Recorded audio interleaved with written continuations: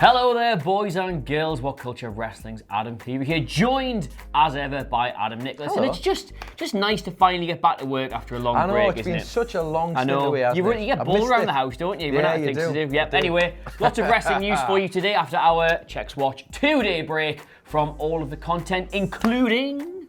Is it me to start? Yes. Well, it is now. Drew McIntyre is praying for a big push in 2020. We've got news about why Rowan is also getting one of those. The new broadcast team member for Raw set to appear on Monday. Triple H has some opinions on the UK indie wrestling scene, and I have some opinions on those opinions. And there were multiple 24/7 title changes at Madison Square Garden. But first, there has been another title change at Madison Square Gardens, and it's not even just R-Truth getting rolled up by the Easter Bunny. It's actually quite a big deal because Andrade is your new United States champion. In an entirely untelevised event live from Madison Square Garden last night, he beat Rey Mysterio for the belt, and we have a clip. This is really good news, isn't it? Because we've been sat there waiting for Andrade. He's been just boiling under for what, a year now, where he's still getting his TV time, he's getting the odd big win, he's putting in these great performances, but clearly they're just like, nah, don't really rate him internally. But this finally might be it. I think they do rate him. I just think they are taking him for granted. That's what they do, don't they? They rate him, and they get excited about him, but then say like Humberto Carrillo comes around for a week and they're like, oh, we like him now, he's our thing.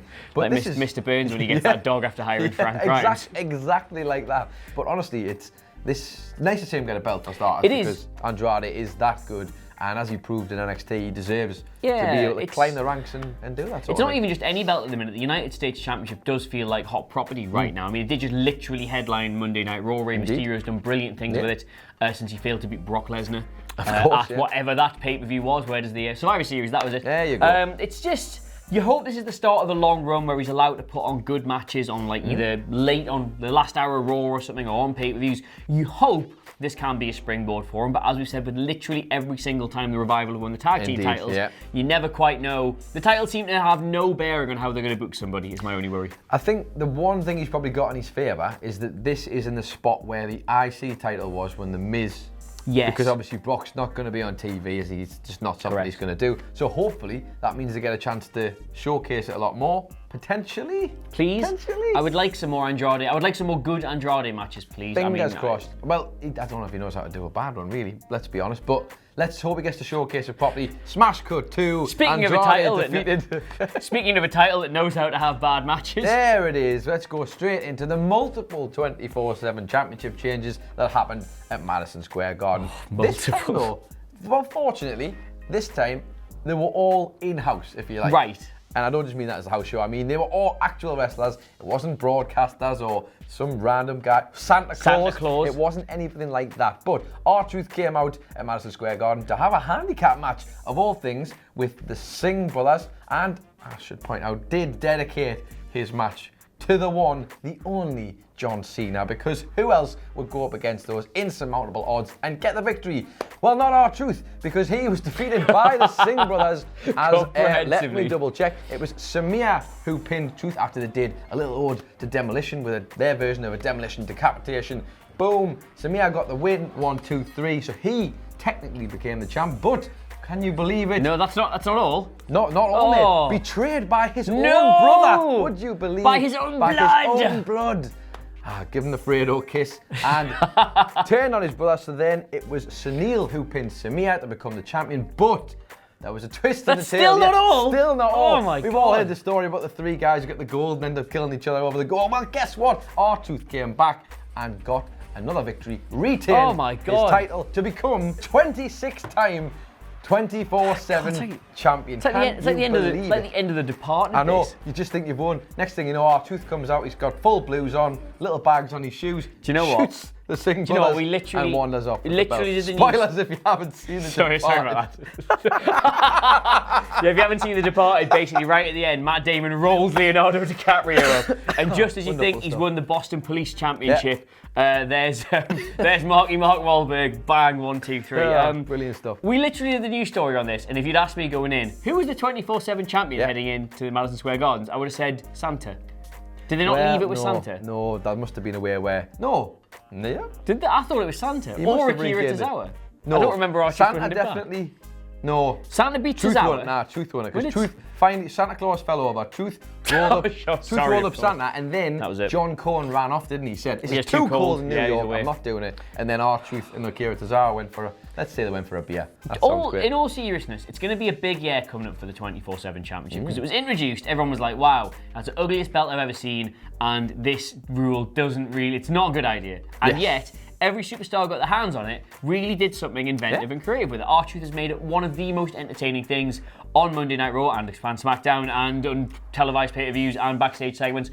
And they've cleverly dropped it out of circulation a bit towards the end of the year. So only now that it's really coming back into the thing. And Get a bit more excitement on it. They're going to put a bit more focus on it next year, get it back to the levels of spotlight it was getting, then they're going to do something very different with it. Because I'm thinking, who could forget Drake Maverick? Making such a big push for it and all the wedding stuff. It was wonderful, wasn't it? Yeah. And then pointing at me. Look, all I'm saying is, it's a belt which invites, it's an entire premise invites creativity and invites them doing something original. So I hope we get something new and something creative rather than just loads of people running around getting rolled up all the time. Because that doesn't, like R-Truth was great. He pinned your man on the plane. That was excellent. That was great. We'll see. We shall see. We shall see. Anyway, speaking of things that are going to get a bit of a spotlight in 2020, but if we're being honest, don't really work on That's a level. probably about the best one you could have come up with. Erick Rowan has been carrying around a little box with an animal in it, or a person, or possibly even nothing at all. We do not know what is in there. He faces jobbers, they look under the thing, and then he gets really cross that they're going to see it and beats the living piss out of all of them. Now, some had speculated it could be a small animal. It could be Luke Harper. It could be Mandy Rose. It's probably not going to be any of those things, given that one of them's gone and the others come back as Emelina. But we do know there's some reasons to be hopeful. Because don't worry, Adam Nicholas, this isn't some pie-in-the-sky, dreadful Paul Heyman idea, You promised me this before. You promised. This isn't some bad Paul Heyman idea, because he's responsible for all the bad ideas. This isn't some terrible Paul Heyman booking angle.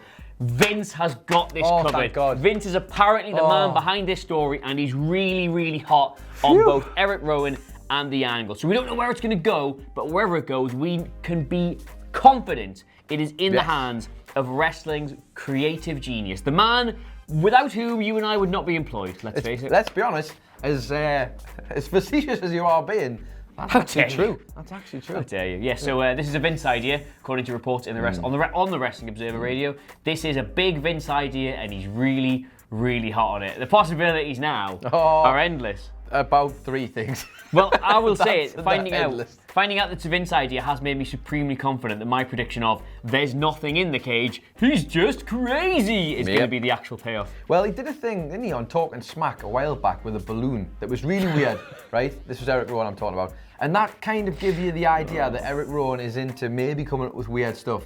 So imagining that someone says, let's give you a chance to express yourself. It's either going to go really well or it's going to go really, really badly. And I'm not suggesting that lots of history suggests that it's going to go really badly, but I'm also not suggesting that. I'm not suggesting that. I mean, I can categorically guarantee the day when we come into work after it's happened on Telly or pay-per-view, we all look at each other and go, well, what else did you expect? What else did you expect? Of course it was going to be Bret Hart's severed head from back in the 90s. Of course it was. That's head?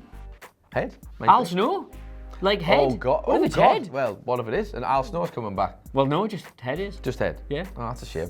Will Al not be upset about that? I don't know. We'll get Miller to ask him. They're good pals, aren't they are. See what he says. Well, I hope that works out for him. In terms of a big push. Another person who is also set for a big push in 2020, perhaps a bit more seriously. So tired. That was my big push. Yeah, this is. There you go. Hey, the comedy never stops at this time of the year. Is Drew McIntyre.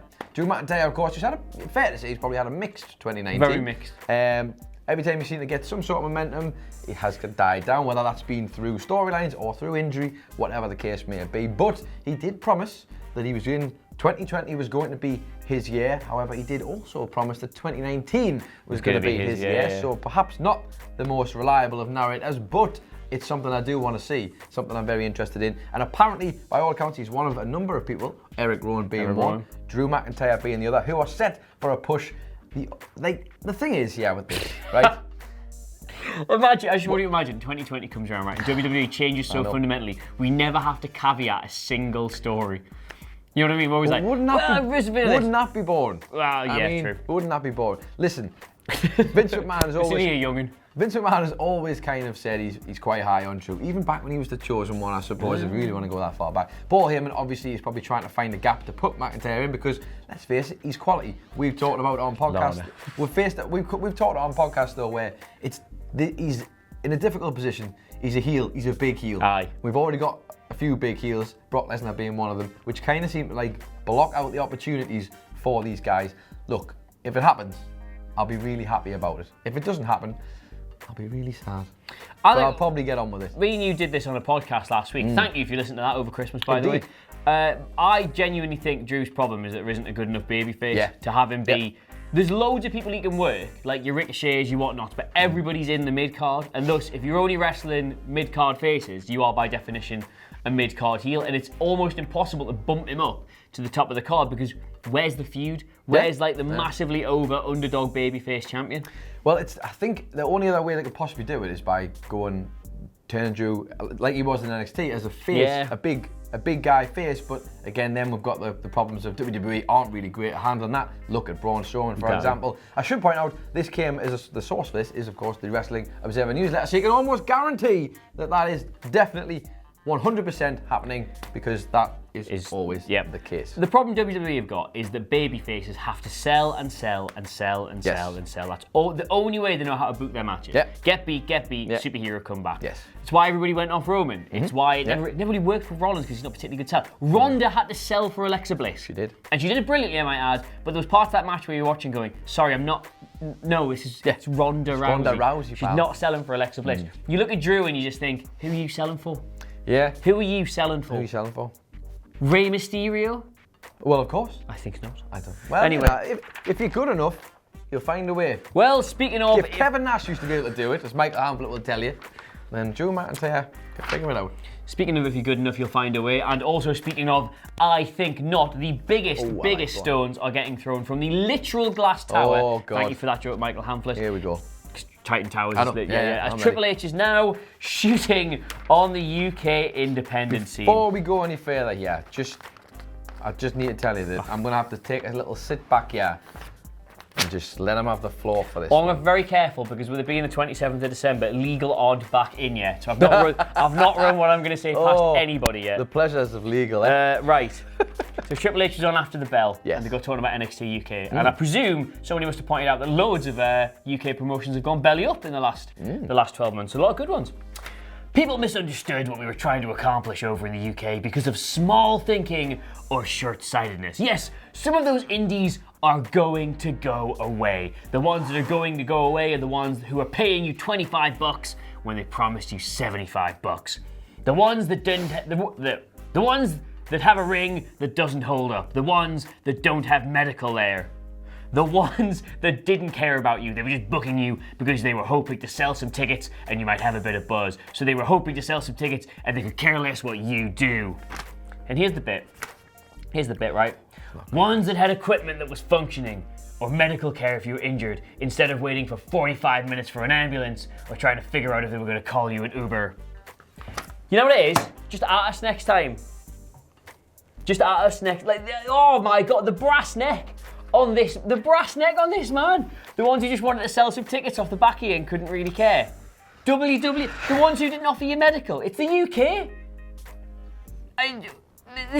What is this? Tell him. Is this specifically designed to wind me up? Tell him, Adam. Go on. Tell him. By the way, it's not my fault that on a busy Saturday night in Newcastle it takes 45 minutes for an ambulance to get in the city centre, right? It's not my fault. It's not his fault. Especially if the venue don't order it for 20 minutes. It's not my fault, right? It's just... You're alright, mate. No restrictions, remember? No restrictions. Don't worry, you'll not feel the hand of WWE in the UK scene. We just want to do this whole amazing thing. We just want to give a platform to all these wrestlers. Which wrestlers?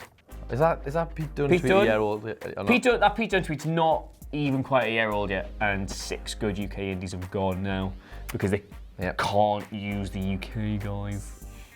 It's their fault though. It's their fault, yeah, because but there's loads of UK promotions going around offering workers $75 then only paying them $25. I haven't got the minutes in the day to unpick that sentence.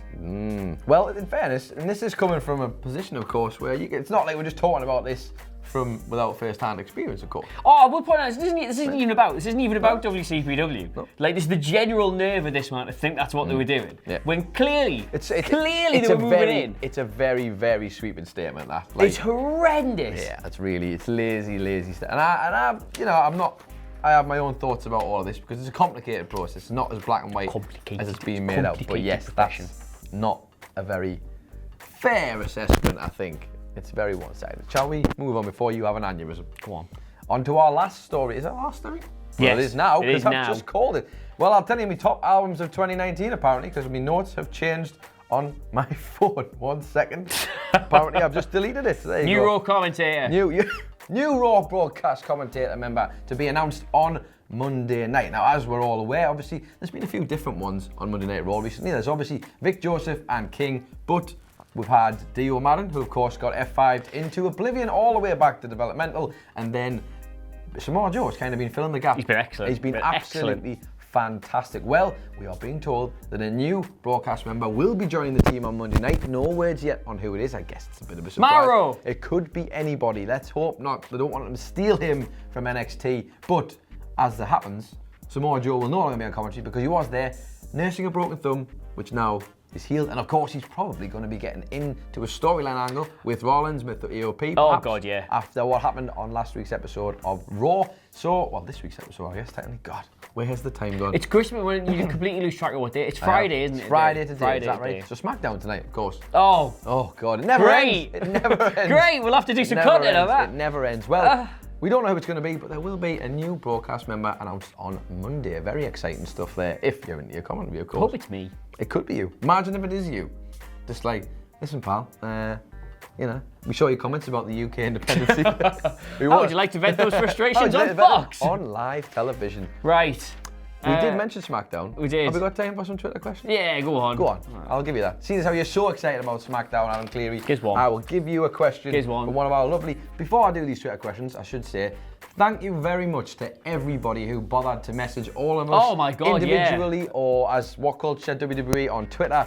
Honestly, always really, really appreciated all the Christmas messages, all the well wishes, all the best for the year. Genuinely, it filled our little hearts full of glee, didn't it? It does, actually. And it made those little moments when you're trying to get away from your family for 5 seconds at the toilet. You just go, look, a little scroll. Merry Christmas to everyone. So to everybody who bothered, Merry Christmas to you all, Happy New Year and all that stuff. I don't know if I'm physically capable of saying this in a way which isn't going to sound sarcastic, so I'm going to have to preface this by saying I genuinely mean this. If you're wondering why we're able to work all the way up to December 24th, then come back in on December the 27th without looking like we want to hoy ourselves out the window, it's legitimately because you guys are dead canny when you want to be. So, it is. And actually, big love to all the people who just bothered to, across the board, including our friends over at Cultaholic as well. Nice of them to just, it's just to enjoy wrestling. Good stuff, that. Anyway, Twitter questions. This one will take... Peace and love. Peace and love. I'm warning you with peace and love, man. Warning you. Anyway, thank you, Ringo. El Bro says... Mr. and Mrs. Bro, so go on. Or son Liam, I guess. Just L. Just the initial, no, is it? L is in the Spanish L. Oh, L, right, okay. Like El Bro. Anyway, who do you think will win the triple threat #1 contenders match that is on SmackDown tonight between Baron Corbin, Daniel Bryan, and The Miz? Obviously, the winner goes on to face Bray Wyatt. I have an answer for that categorically. You don't? I know I do categorically. Ooh, I'm excited. Baron Corbin. Yes. Baron that is Corbin. The correct answer. Baron Corbin. Well done. Baron Corbin. Yeah. He's faced. It's Baron Corbin. 10 points. Baron Corbin. Well done. Baron Corbin.